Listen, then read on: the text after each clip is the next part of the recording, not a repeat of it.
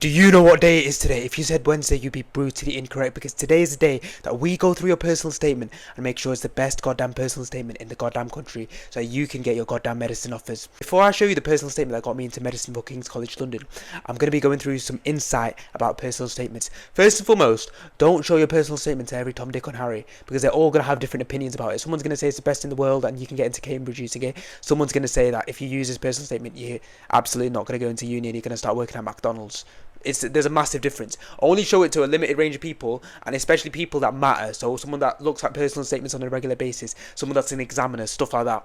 Alright, secondly, you need to make sure that your personal statement isn't just a list of all the achievement and accolades that you've achieved since the day of birth. You've got to make sure that, like, you make a personal statement or a self-reflection about the events that you did, the things that you did, but also a self-reflection about how they relate to the career of medicine and why they would make you a better doctor.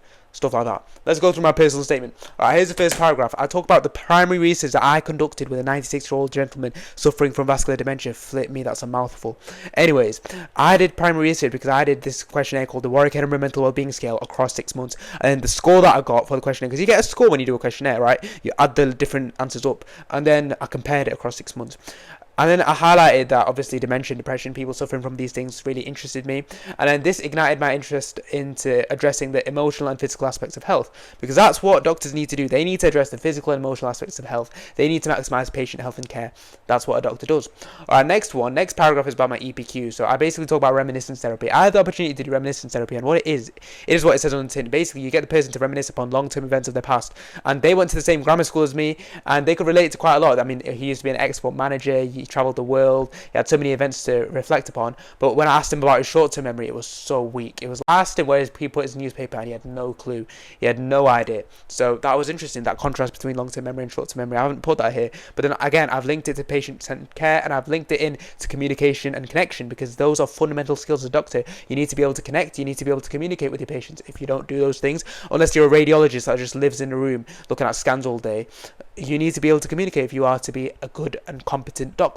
Okay, next paragraph, I talk about a book that I've read. Fair enough, we don't need to do anything about that. Then I talk about a multidisciplinary team. I actually observed a multidisciplinary team happening in person. So obviously that highlights that I know that the NHS isn't just composed of alienated doctors working on their own. It's composed of nurses, mental health practitioners, consultants, and a variety of different people, physios.